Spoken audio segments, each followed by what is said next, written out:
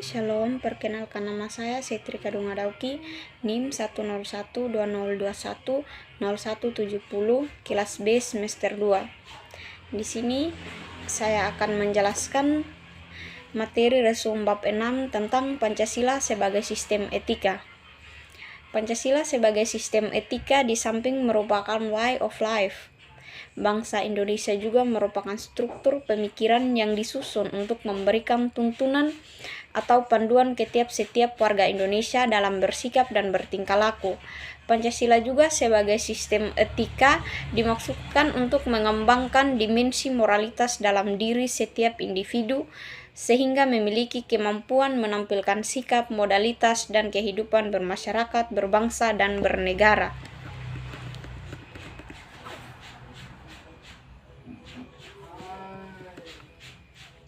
Bagian A, menelusuri konsep dan urgensi Pancasila sebagai sistem etika. Konsep Pancasila sebagai sistem etika, di sini ada pengertian etika, yaitu pengertian etika berasal dari bahasa Yunani, yaitu ethos yang artinya tinggal yang biasa di padang rumput, kandang atau adat, watak, perasaan atau sikap dan cara berpikir.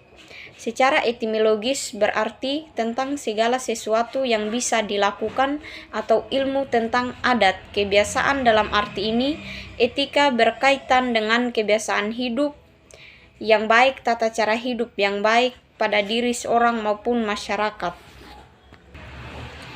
Etika selalu terkait dengan masalah nilai sehingga perbincangan tentang etika pada umumnya membicarakan tentang masalah baik atau buruk.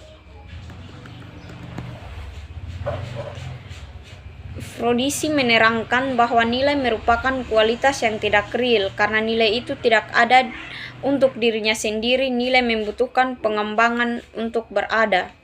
Melayani nilai kejujuran melekat pada sikap dan kepribadian seseorang. Bagian B, aliran-aliran etika. Ada beberapa aliran etika yang dikenal dalam bidang filsafat, meliputi etika, keutamaan, teologis, deontologis. Etika keutamaan atau etika adalah teori yang mempelajari keutamaan atau virtue, artinya mempelajari tentang perbuatan manusia itu baik atau buruk. Di sini ada materi tentang alasan diperlukannya Pancasila sebagai sistematika. Pancasila sebagai sistematika diperlukan dalam kehidupan politik untuk mengatur sistem penyelenggaraan negara, atau dapat membayangkan apabila dalam penyelenggaraan bernegara tidak ada sistem etika yang menjadi guidance atau tuntunan bagi para penyelenggara negara, maka di negara ini akan hancur. Beberapa alasan mengapa Pancasila sebagai sistem etika itu sangat diperlukan dalam penyelenggaraan kehidupan bernegara di Indonesia meliputi hal-hal sebagai berikut.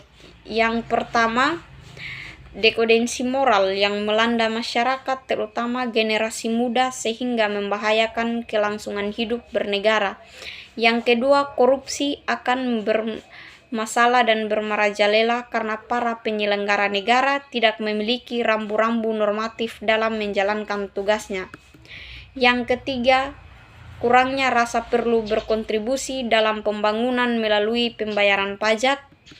Yang keempat, penyelenggara hak-hak asasi manusia yang biasa disebut HAM dalam kehidupan bernegara di Indonesia ditandai dengan melemahnya penghargaan seorang terhadap hak pihak lain. Yang kelima, kerusakan lingkungan yang berdampak terhadap berbagai aspek kehidupan manusia seperti kesehatan, kelancaran penerbangan, nasib generasi yang akan datang, global warming, perubahan cuaca, dan lain sebagainya. Yang berikut kita akan masuk pada materi menggali sumber historis, sosiologis, politis tentang Pancasila sebagai sistem etika. Yang pertama, sumber historis. Pada zaman Orde Lama, Pancasila sebagai sistem etika masih berbentuk sebagai filosofi Gordon atau Wellthusing pada era reformasi. Pancasila sebagai sistem etika tenggelam dalam hiruk-pikuk perbuatan kekuasaan yang mengurus kepada pelanggaran etika politik. Yang kedua, sumber sosiologis. Sumber sosiologis Pancasila sebagai sistem etika dapat ditemukan dalam kehidupan masyarakat berbagai etnik di Indonesia. Yang ketiga, sumber politis. Sumber politis Pancasila sebagai sistem etika terdapat dalam norma-norma dasar atau ground down sebagai sumber penyusunan berbagai peraturan perundang-undangan di Indonesia. Etika politik mengatur masalah perilaku politikus berhubungan juga dengan praktik institusi sosial, hukum, komunitas, struktur-struktur sosial, dan politik ekonomi. Berikutnya kita akan masuk pada materi membangun argumen tentang dinamika dan tantangan Pancasila sebagai sistem etika. Yang pertama, argumen tentang dinamika Pancasila sebagai sistem etika. Pada zaman Orde Lama, pemilu diselenggarakan dengan demokrasi yang diikuti banyak partai politik, tetapi dimenangkan 4 partai politik, yaitu Partai Nasional Indonesia atau PNI, Partai Muslimun Indonesia atau Parmusi, Partai Nahdlatul Ulama atau PNU, dan Partai Komunis Indonesia atau PKI. Kedua, pada zaman Orde Baru, sistem etika Pancasila diletakkan dalam bentuk penataran.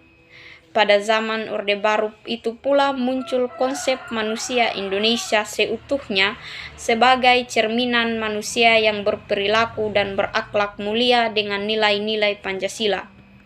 Yang ketiga, sistem etika Pancasila pada era reformasi tenggelam dalam fenomena demokrasi, namun sering dengan perjalanan waktu disadari bahwa demokrasi tetap dilandasi sistem etika politik akan menjurus pada penyalahgunaan kekuasaan serta mekanisme menghalalkan segala cara untuk mencapai tujuan.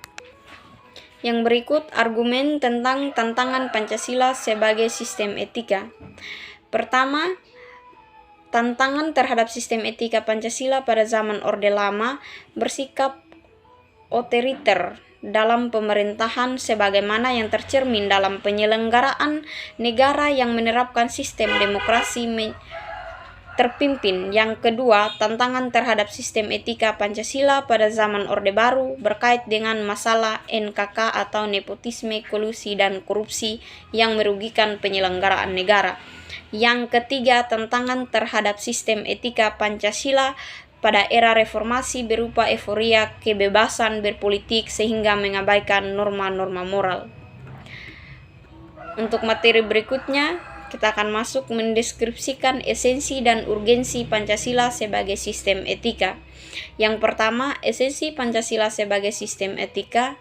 Hakikat sila ketuhanan terletak pada keyakinan bangsa Indonesia bahwa Tuhan sebagai penjamin prinsip-prinsip moral.